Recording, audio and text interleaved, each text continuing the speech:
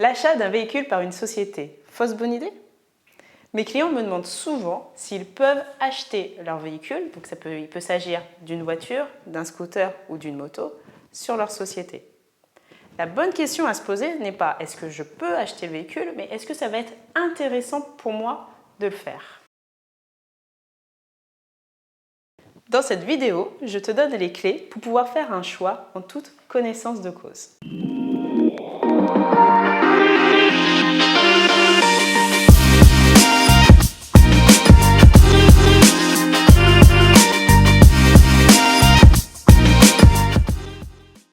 Je suis Solène Coriol, expert comptable, commissaire aux comptes, coach professionnel.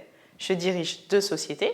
Koi Finance, qui est une société d'expertise comptable qui va mettre la priorité sur la proximité client, et Koi Coaching, qui est une société d'accompagnement à la création d'entreprises.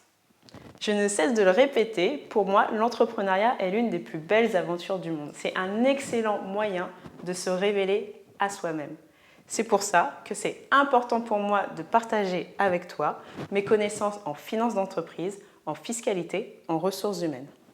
Aujourd'hui, on parle essentiellement de fiscalité. Il convient de distinguer les véhicules utilitaires d'une part, des véhicules de tourisme d'autre part.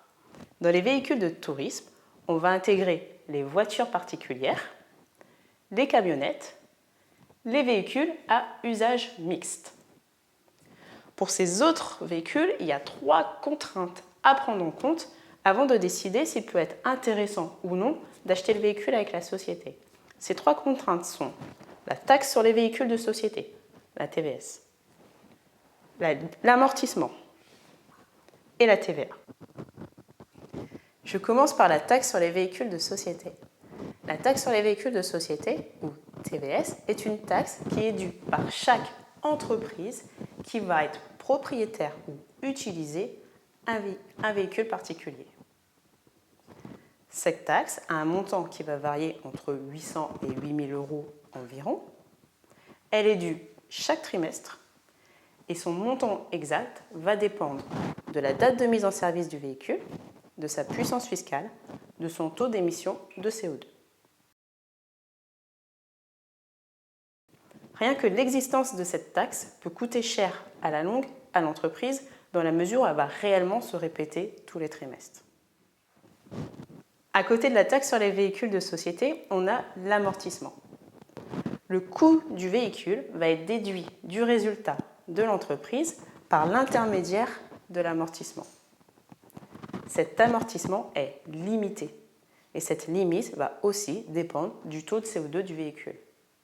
En clair, ça veut dire que dans de nombreux cas, finalement, la société ne pourra pas déduire de ses résultats la totalité du coût du véhicule.